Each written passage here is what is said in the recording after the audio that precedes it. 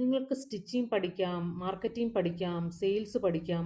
അങ്ങനെ നിരവധി കാര്യങ്ങൾ പഠിക്കാൻ പറ്റും. പക്ഷേ യുവർ മണി മൈൻഡ് സെറ്റ് വളരെ വീക്കാണെന്നുണ്ടെങ്കിൽ നിങ്ങളുടെ ബിസിനസ്സിന് ഗ്രോ ചെയ്യാനായിട്ട് സാധിക്കില്ല. എന്തുകൊണ്ടാണ് നിരവധി ആളുകൾ അല്ലെങ്കിൽ സ്ത്രീകൾ വളരെ ഹാർഡായിട്ട് വർക്ക് ചെയ്തിട്ടും വളരെ കുറച്ച് മാത്രം സമ്പാദിക്കാൻ സാധിക്കുന്നത്? അവർക്ക് സ്കില്ല് കുറവായതുകൊണ്ടല്ല. ശരിക്കും പറഞ്ഞാൽ അവരുടെ ആ വേ ഓഫ് തിങ്കിങ്, ആ മണിയെക്കുറിച്ച് അല്ലെങ്കിൽ പണത്തെക്കുറിച്ച് ഓർക്കുമ്പോഴുള്ള അവരുടെ ആ ഒരു തിങ്കിങ് കൊണ്ടാണ്, പാറ്റേൺ കൊണ്ടാണ് അങ്ങനെ സംഭവിക്കുന്നത്. ശരിക്കും നമ്മൾ ഒരു സെൽഫ് ലിമിറ്റിംഗ് ബിലീഫിൽ അല്ലെങ്കിൽ ഒരു സെൽഫ് ബിലീഫ് നമ്മുടെ വളരെ ലിമിറ്റിംഗ് ആണെങ്കിൽ നമുക്ക് ആ ഒരു പരിധിക്ക് അപ്പുറത്തേക്ക് നമ്മുടെ ഒരു ഇൻകത്തിനെ ജനറേറ്റ് ചെയ്യാൻ അല്ലെങ്കിൽ ഗ്രോ ചെയ്യാനായിട്ട് സാധിക്കില്ല.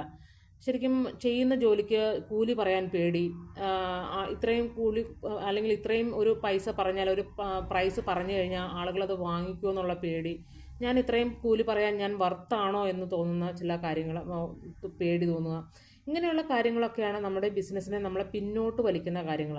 അപ്പോൾ നമ്മൾ ശരിക്കും നമ്മുടെ ഒരു മണി മൈൻഡ് സെറ്റിനെ റീസെറ്റ് ചെയ്യേണ്ടതായിട്ടുണ്ട്. നമുക്ക് പൈസ സമ്പാദിക്കുന്നത് വളരെ ബുദ്ധിമുട്ടുള്ള കാര്യമാണെന്ന് ചിന്തിക്കുന്നുണ്ടെങ്കിൽ അങ്ങനെയല്ല. പൈസ സമ്പാദിക്കുന്നത് നമ്മുടെ അധ്വാനത്തിൻ്റെ റിസൾട്ടാണെന്ന് വേണം കണക്കാക്കാനായിട്ട്.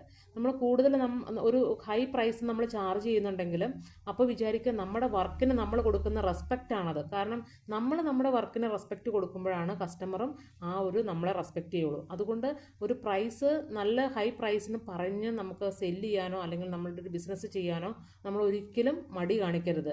ആ ഒരു മൈൻഡ് സെറ്റ് ഉണ്ടെങ്കിൽ അതിനെ നമ്മൾ റീസെറ്റ് ചെയ്യേണ്ടതായിട്ടുണ്ട്. സാധാരണ ആളുകൾ, വിമൻസ് എസ്പെഷ്യലി, കുറച്ച് സേഫായിട്ട് സേവ് ചെയ്ത് വെച്ച് അങ്ങനെ സ്വരുക്കൂട്ടി വെച്ച് ജീവിക്കാനായിട്ട് നോക്കും. പക്ഷേ അത് ഇൻവെസ്റ്റ് ചെയ്ത് അതിനെ ഒന്ന് മൾട്ടിപ്ലൈ ചെയ്യാനായിട്ട് റിസ്ക് എടുക്കാനായിട്ട് പേടിയുണ്ടായിരിക്കും. അതൊരു റിച്ച് മൈൻഡ് സെറ്റ് ഉണ്ടെങ്കിൽ മാത്രമേ നമുക്ക് ഇൻവെസ്റ്റ് ചെയ്യാനായിട്ട് പറ്റുള്ളൂ. അതുപോലെ തന്നെ നമുക്ക് എന്തെങ്കിലും ചെയ്യാൻ നേരത്തെ അത് നഷ്ടപ്പെടുമോ, ഉള്ളത് നഷ്ടപ്പെടുമോ എന്നുള്ളൊരു പേടിയിൽ നമ്മൾ ചെയ്യാതിരിക്കും. പക്ഷേ ആ ഒരു കാൽക്കുലേറ്റഡ് റിസ്ക് എന്തായാലും ഉണ്ടാവും ഈ വർക്ക് ചെയ്യുമ്പോൾ. അതനുസരിച്ച് എനിക്ക് ഈ ഒരു വർക്ക് എടുക്കാൻ പറ്റുമെന്നുള്ള ആത്മവിശ്വാസത്തോടുകൂടി അത് ചെയ്യാനായിട്ട് ശ്രമിക്കാം. അപ്പോൾ നമ്മൾ ഒരിക്കലും ഒരു ചെറിയ ഒരു ഇതിൽ നിന്ന് പോകാണ്ട് നമ്മളൊരു സ്കെയിലപ്പ് ചെയ്യാനുള്ള ഒരു ഓപ്പർച്യൂണിറ്റി എപ്പോഴും നമ്മൾ കണ്ടെത്തുക. നമ്മളൊരു ഉദാഹരണത്തിന് നിങ്ങളിപ്പോൾ ഒരു ടൈലറാണ് അല്ലെങ്കിൽ ഒരു സ്റ്റിച്ച് ചെയ്യുന്ന ആളാണ്. ഞാനൊരു ടൈലർ എന്ന് പറയുന്നതിനേക്കാൾ കൂടുതൽ I M A business entrepreneur എന്ന് പറയുമ്പോൾ അവിടെ ഒരു ഗ്രോ ചെയ്യാനുള്ള ഒരു സ്പേസ് അവിടെ കിടക്കുകയാണ്. അപ്പോൾ അതുകൊണ്ട് നമ്മളുടെ ഒരു മൈൻഡ് സെറ്റിൽ വളരെയധികം മാറ്റം വരുത്തുക.